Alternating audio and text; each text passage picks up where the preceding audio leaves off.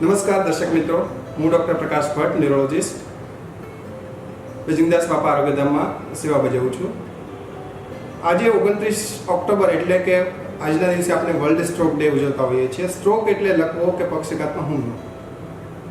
આજનો દિવસનું મહત્વ શું છે અને શા માટે આ દિવસ ઉજવીએ છીએ એ માટે હું આજે વાત કરવાનો છું. સ્ટ્રોક વિશ્વનું બીજા નંબરનું મોતનું અને અપંગતાનું કારણ છે અને એટલા માટે જ આજના દિવસે લોકોને એ બાબતે સમજાવવા, એમને જાગૃત કરવા, આ રોગ શા માટે થાય છે, શું કામ થાય છે, એને કઈ રીતે અટકાવી શકાય અને એની પ્રોપર સારવાર કઈ રીતે કરી શકાય એ બાબતે ચર્ચા કરવી ખૂબ જ જરૂરી છે.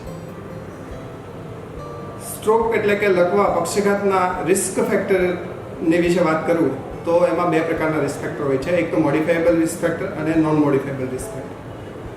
નોન મોડિફાયેબલ મતલબ કે એમાં આપણે કશું જ કરી શકતા નથી, જેમ કે ઉંમર. ઘણી જાતિઓ, જેમ કે આફ્રિકન જાતિમાં લકવાનું પ્રમાણ વધારે હોય છે, તો જાતિ આપણે માણસ તરીકે આપણે ના બદલી શકીએ. પછી પુરુષ કે સ્ત્રી, પુરુષમાં લકવાનું પ્રમાણ વધારે હોય છે, તો એ પણ એમાં પણ આપણે કંઈ ફેરફાર કરી ના શકીએ. અને ફેમિલી હિસ્ટ્રી, ઘણીવાર વારસાગત આ રીતના લકવાના કે પક્ષઘાતના હુમલાઓ આવતા હોય છે, એમાં પણ આપણે કશું જ ના કરી શકીએ.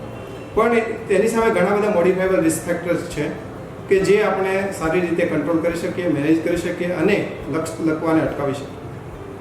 તો આવા રિસ્ક ફેક્ટર્સમાં ડાયાબિટીસ છે, ખૂબ વધારે બ્લડ પ્રેશર એટલે કે રક્તદાબનું પ્રમાણ, વધારે પડતું દારૂ, તમાકુ, બીડી, સિગરેટનું સેવન, બેઠેલું જીવન, એકદમ તણાવપૂર્ણ જીવન, ખૂબ વધારે બ્લડની અંદર કોલેસ્ટ્રોલ, ટ્રાઇગ્લિસરાઇડ અને હૃદયની ધબકારાની અનિયમિતતા, આ જે બધા કારણો છે એને આપણે અટકાવી શકીએ, ફેરફાર કરી શકીએ અને કંટ્રોલમાં રાખી શકીએ.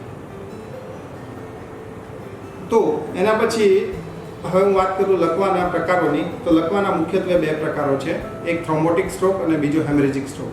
થ્રોમ્બોટિક સ્ટ્રોકને સામાન્ય ગુજરાતીમાં સમજાવું તો એમાં મગજને લોહી પૂરું પાડતી નળીમાં બ્લોકેજ થતું હોય છે. બ્લોક થવાને લીધે મગજના અમુક ભાગને રક્ત પુરવઠો બંધ થઈ જતો હોય અને એના લીધે મગજના કોષોને નુકસાન થવાને લીધે કોઈ અંગ કામ કરતું બંધ થઈ જતું હોય છે. અને બીજો પ્રકાર છે હેમરેજિક સ્ટ્રોક, જેની અંદર મગજને રક્ત પૂરું પાડતી વાહિનીમાં એટલે કે નળીમાં રપ્ચર કે પંક્ચર પડી થઈ જતું હોય છે અને એને લીધે રક્ત વહી જતું હોય, એનાથી જે સ્ટ્રોક થતો હોય એને હેમરેજિક સ્ટ્રોક કહીએ છીએ. બંને રોગોની સારવાર અલગ અલગ છે અને એને ડિફરન્શિએટ કરવા સીટી સ્કેન કે એમઆરઆઈની ખૂબ અગત્યતા હોય છે. તો હવે આ જે રોગના લકવાના પ્રકારો છે એનું નિદાન કઈ રીતે કરવું? તો નિદાન મુખ્યત્વે દર્દી કે દર્દીના સગાઓથી જ થતું હોય છે. નિદાનનો જે મુખ્ય કી પોઈન્ટ છે એ અચાનક જ કોઈ પણ અંગનું ખોટું કરી છે. યુઝ્યુઅલી આવા કેસની અંદર દર્દીઓ ફરિયાદ કરતા હોય છે કે હું સવારે ઉઠ્યા પછી બાથરૂમ જઈને આવ્યા પછી આ કર્યા પછી તે કર્યા પછી મારો જમણો કે ડાબો પગ અને જમણો કે ડાબો હાથ અચાનક અટકી ગયો. તો જ્યારે પણ કોઈ પણ ઘટના અચાનક બનતી હોય છે હંમેશા ગંભીરતાથી લેવી અને તાત્કાલિક ન્યુરોલોજિસ્ટનો સંપર્ક કરવો. બીજા કયા એવા લક્ષણો છે જે લકવો કે પક્ષઘાત સૂચવે છે? જેવા કે હાથનું કે પગનું ખોટું પડી જવું, હાથ કે પગમાં ખાલી ચડી જવી, એક આંખે દેખાતું ઓછું થઈ જવું, ડબલ દેખાવા લાગવું, જીભમાં બોલવામાં તકલીફ પડવા લાગવી કે ચાલતી વખતે લથડિયા ખાવા કે ચાલી ના શકવું, આ બધી જ ઘટના જો અચાનક બને તો એ લકવો પક્ષઘાતનો હુમલો હોઈ શકે. અને એવા કેસની અંદર તાત્કાલિક જે હોસ્પિટલની અંદર આ પ્રકારનું સ્ટ્રોકનું મેનેજમેન્ટ થતું હોય એવી જ હોસ્પિટલનો સંપર્ક કરવો, જેથી ટાઈમે સારવાર મળી શકે. તો યુઝ્યુઅલી આવા દર્દીઓએ પહેલા 4.5 કલાકની અંદર જો હોસ્પિટલમાં પહોંચે તો ડૉક્ટર સૌથી પહેલાં તપાસ કરી એમનું બ્લડ પ્રેશર માપી, બ્લડ શુગર માપીને તાત્કાલિક સીટી સ્કેન કે એમઆરઆઈ કરાવતા હોઈએ છીએ અમે લોકો. અને એમાં જે પ્રમાણેનો સ્ટ્રોક આવે, થ્રોમ્બોટિક છે કે હેમરેજિક છે, એ પ્રમાણેની સારવાર ચાલુ થતી હોય છે.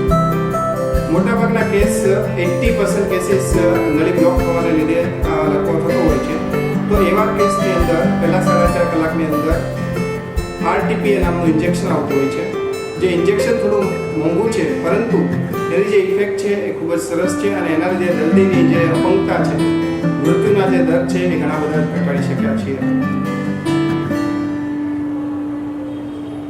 અને હેમરેજિક સ્ટ્રોક હોય તો એમાં પણ હેમરેજ ઓછું કરવાનું અને બ્લડ પ્રેશર કંટ્રોલ કરવાની દવાઓ અમે આપતા હોઈએ છીએ.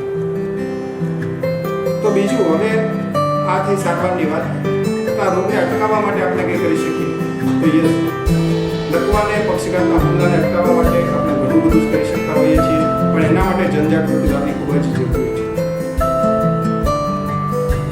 સૌથી પહેલા તો મોડિફાયેબલ રિસ્ક ફેક્ટર્સ જેટલા છે, જેમ કે ડાયાબિટીસને કંટ્રોલ કરવું, બ્લડ પ્રેશરને કંટ્રોલ કરવું, એક્ટિવ લાઈફ જીવવી, કંઈક ને કંઈક કસરત કરતા રહેવી અને સતત હલનચલન ચાલુ રાખવું, બેઠાડું જીવન જીવવું નહીં, જીવનમાં બને એટલો તણાવ ઓછો કરવો, સ્ટ્રેસ ફ્રી લાઈફ જીવવી, સ્મોકિંગ એટલે કે બીડી, સિગરેટ, તમાકુ, પાન મારવાનું જે સેવન છે એ ઓછું કરવું અથવા બંધ કરી દેવું, દારૂનું સેવન પણ બંધ કરી દેવું,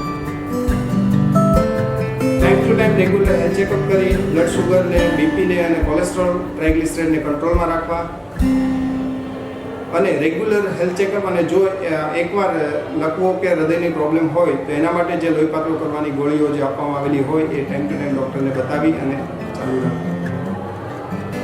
તો ઓડિયન્સને મારો લાસ્ટ મેસેજ એ જ છે કે લકવો એક જીવલેણ બીમારી છે, એક અપંગતાની બીમારી છે. લકવો થયા પછી દર્દીની સાથે સાથે આખા ફેમિલીની લાઈફ ડિસ્ટર્બ થઈ જતી હોય છે. લકવાની વ્યવસ્થિત સારવાર થઈ શકે છે. લકવો પહેલાંના સમયમાં લકવાની એવું મનાતું કે લકવાની કોઈ જ સારવાર નથી. જ્યારે આ મોડર્ન યુગમાં અમે જોઈએ છીએ કે લકવાના દર્દીઓ 3 દિવસ 5 દિવસે ચાલીને ઘરે જતા હોય છે. પણ એ કેવા દર્દીઓ કે જે દર્દીઓ અમારી પાસે વિધિન એ વિન્ડો પિરિયડ કોઈ એવા સમયગાળામાં આવે કે અમે કંઈક કરી શકવા સમર્થ હોઈએ, ત્યારે અમે એ પ્રોપર સારવાર આપતા હોઈએ છીએ અને દર્દીઓ સાજા થતા હોય છે.